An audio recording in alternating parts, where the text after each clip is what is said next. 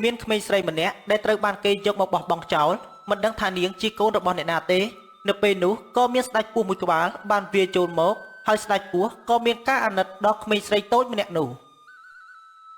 ហើយអ្វីបានជាគេបង្កើតកូនស្រីមកហើយមិនបានជាមិនថែរក្សាគេទៅហើយអ្វីបានជាត្រូវយកក្មេងតូចម្នាក់នេះមកបោះបង់ខ្ញុំត្រូវតែយកក្មេងតូចម្នាក់នេះទៅរស់នៅជាមួយបើមិនដូច្នេះទេប្រកាសជាមានសត្វដទៃទៀតចាប់យកនាងធ្វើជាចំណីជាមិនខាននៅពេលនោះស្ដេចពស់ក៏បានយកក្មេងស្រីតូចម្នាក់នោះទៅលអាងរបស់ខ្លួនរយៈពេល18ឆ្នាំបានកន្លងផុតទៅក្មេងស្រីតូចក៏ពេញរូបពេញរាងក្រមុំដោយរស់នៅជាមួយឪពុកចិញ្ចឹមដែលជាស្ដេចពស់ហើយថែមទាំងមានកំណប់មាសប្រាក់នៅជាមួយទៀតផងនៅពេលនេះកូនស្រីពុកពេញក្រមុំហើយពុកពិតជាសប្បាយចិត្តណាស់ដែលកូនស្រីពុកមានរូបឆោមស្រស់ស្អាតបែបនេះហើយពុកក៏ពិបាកចិត្តដែរនៅពេលនៅថ្ងៃណាមួយអត់ពីពុកទៅប្រកាសជាមានមនុស្សអាក្រក់មកធ្វើបាបកូនជាមិនខានកូនដឹងថាពេលនេះកូនមានសុវត្ថិភាពកូនមានលោកពុកនៅក្បែរកូនកូនមិនខ្លាចអ្វីទាំងអស់លោកពុកក៏បារម្ភអំពីរឿងនេះអីរាល់ថ្ងៃនេះមានទាំងទ្រព្យសម្បត្តិមានទាំងកូនស្រីដ៏ស្រស់ស្អាតពុកមិនជំទាស់ចិត្តកូនទេបើសិនជាកូនចង់យកអ្នកណាម្នាក់មកធ្វើជាស្វាមីព្រោះតែមនុស្សយើងត្រូវការមានគ្រួសារ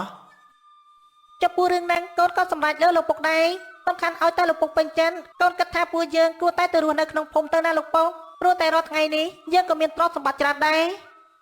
ពុកមិនទៅរស់នៅក្នុងភូមិទេណាកូនព្រោះតែពុកជាស្ដេចពស់មនុស្សនឹងវាយសម្លាប់ពុកជាមិនខាននៅពេលដែលពុកទៅរស់នៅក្នុងភូមិ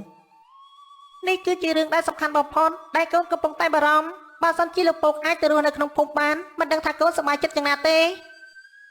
មិនអីទេពុករស់នៅក្នុងលអាងនេះរយៈពេលច្រើនឆ្នាំមកហើយដូច្នេះពុកមិនចង់ទៅរស់នៅក្នុងភូមិទេណាកូននៅថ្ងៃនេះក្នុងភូមិគេមានកម្មវិធីមួយកូនទៅលេងនឹងគេទៅណាកូនចាលោកពុកអញ្ចឹងកូននឹងទៅនៅពេលនេះលោកពុកនៅក្នុងលអាងសម្រាប់ចោះនាងក៏បានដើរទៅក្នុងភូមិ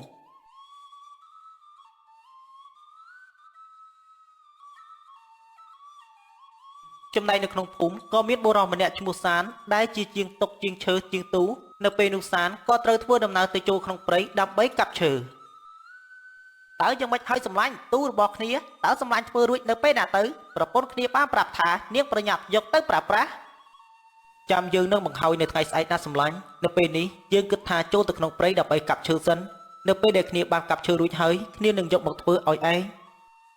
អញ្ចឹងយើងមានសង្ឃឹមហើយណាសម្លាញ់ព្រោះតែផ្ទះរបស់គ្នាត្រូវការយកទូទៅប្រើប្រាស់ហើយទឹកដៃនៃសម្លាញ់យើងគឺធ្វើបានស្អាត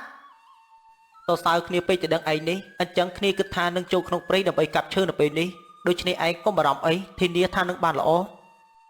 ស្នាដៃសម្លាញ់យើងទៅហើយមិនឲ្យស្អាតបានយ៉ាងម៉េចទៅសម្លាញ់អញ្ចឹងសម្លាញ់ធ្វើតាមស្រួលចុះណាមិនចាំបាច់បារម្ភទេហើយក៏មិនបាច់ខ្វាយខ្វល់អ្វីដែរសំខាន់យើងជឿជាក់លើទឹកដៃសម្លាញ់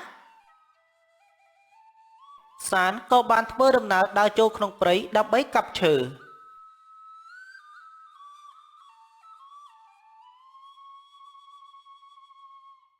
ចំណែកធីតាក៏បានដើរមកដល់ក្នុងភូមិហើយនាងក៏បានជួបនឹងជលពីលម្នាក់កំពុងតែស្ទាក់ផ្លូវធ្វើបាបនាង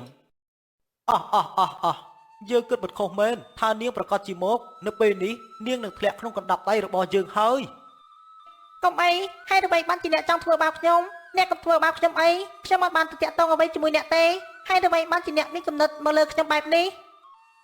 ព្រោះតែនាងមិនដែលមានការតាក់ទងជាមួយយើងនឹងហើយទើបយើងចង់បាននាងធ្វើជាប្រពន្ធរបស់យើងដូច្នេះនាងត្រូវតែធ្វើតាមការចង់បានរបស់យើងអ្នកឯងនេះមានរូបរាងអាក្រក់ហើយថែមទាំងមានចិត្តខ្មៅថែមទៀតរូបរាងខ្មៅអ្នកមិនសមកើតមកទៅជាមនុស្សទេអ្នកកើតទៅជាក្របីវិញតើវាសមជាងនាងតូចនេះមាត់នាងឯងដូចជាអាក្រក់ពេកហើយនាងឯងប្រកាសជាត្រូវឈឺសាច់ជាមិនខានយើងមិនត្រឹមតែយកនាងឯងធ្វើជាប្រពន្ធយើងទេយើងថែមទាំងវាយធ្វើបាបនាងឯងជាប្រចាំថែមទៀតឈប់ភ្លាមអាចោះនេះតើឯងចង់ធ្វើអ្វីទៀតឯងនៅមិនរៀងនៅទង្វើដែលឯងបានធ្វើកន្លងមកទេមែនទេឬថាកាលពីម្សិលមិញលោកមេភូមិបានចាប់ឯងយកទៅដាក់គុកម្ដងហើយឆាប់ថយចេញភ្លាមទៅអាសនមិនមែនជារឿងរបស់ឯងទេជារឿងប្តីប្រពន្ធយើងតែប៉ុណ្ណោះនាងគឺជាប្រពន្ធរបស់យើងដូច្នេះឯងប្រយ័ត្នចាក់ចេញទៅវិញភ្លាមទៅ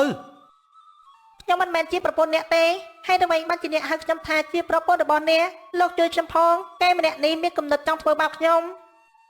មិនអីទេអ្នកនាងកុំបារម្ភអីខ្ញុំនឹងការពារអ្នកនាង ប្រញាប់ចាក់ចេញទៅវិញភ្លាមទៅបើមិនដូច្នេះទេតិចថាយើងមិនបានប្រាប់យើងនឹងសម្លាប់ឯងនៅពេលនេះផ្ញើទុកសិនចុះឯងថ្ងៃណាមួយឯងប្រកាសជាត្រូវមេរៀនយើងជាមិនខានយើងនឹងឲ្យឯងស្គាល់មេរៀនរបស់យើង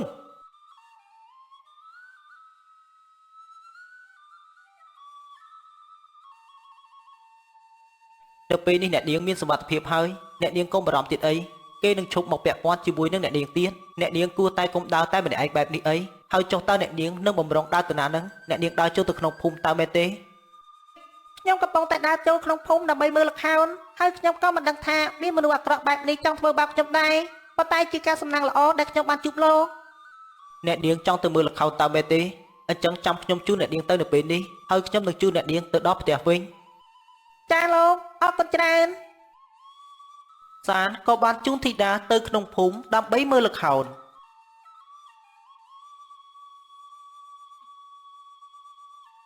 ចំណែកស្ដេចពស់ក៏បានមករកចំណីនៅក្នុងព្រៃប្រាប់តែបានជួបនឹងក្រុមចៅដែលកំពុងតែមានគម្រោងការទៅប្លន់អ្នកភូមិអេសំឡាញ់នោះគឺជាស្ដេចពស់មែនទេពេលនេះកំពុងតែរកចំណីហើយយើងសម្លាប់វាចោលតែម្ដងទៅតើយើងនឹងសម្លាប់វាដើម្បីអ្វីទៅសម្លាញ់ទុកឲ្យវារកចំណីទៅយើងគិតតែការងារប្លន់ទ្រព្យសម្បត្តិពីអ្នកភូមិទៅបានហើយណាសម្លាញ់ឯងនេះភ្លេចយើងនិយាយប្រាប់ឯងហើយតើមែនទេកាលពីថ្ងៃមុនកូនយើងបានជួបនឹងស្ដេចពស់មួយក្បាលនេះហើយកូនយើងក៏បានធ្លាក់ខ្លួនឈឺព្រោះតែមានការផិតភ័យនឹងស្ដេចពស់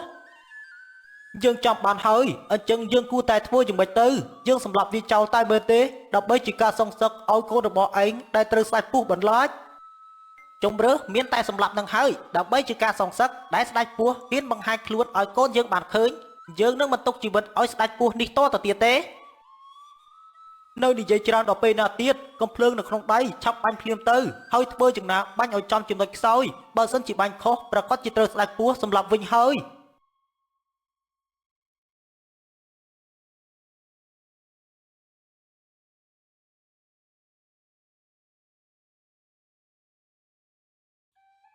ខ្ញុំត្រូវបានក្រុមមនុស្សលួចវាយប្រហារទៅមែនទេ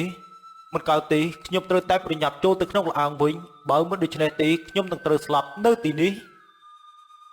ស្ដេចពស់នៅពេលដែលបានត្រូវរបួសធ្ងន់រួចហើយក៏បានធ្វើដំណើរប្រញាប់ទៅក្នុងលអាង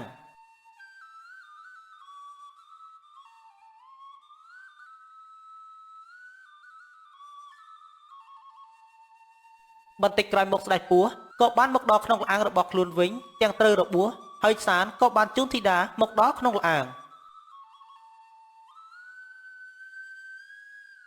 កូនស្រីពុកតើគេជាអ្នកណាទៅហើយអ្វីបានជាគេជូនកូនមកដល់ក្នុងលអាង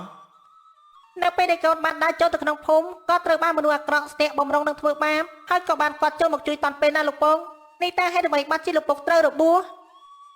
ព្រោះតែមានក្រុមចៅមួយក្រុមបានលួចសម្លាប់ពុកនៅពេលនេះពុកពិតជាមិនអាចរស់នៅជាមួយកូនបានទៀតទេពុកប្រកាសជាត្រូវស្លាប់នៅពេលនេះហើយណាកូន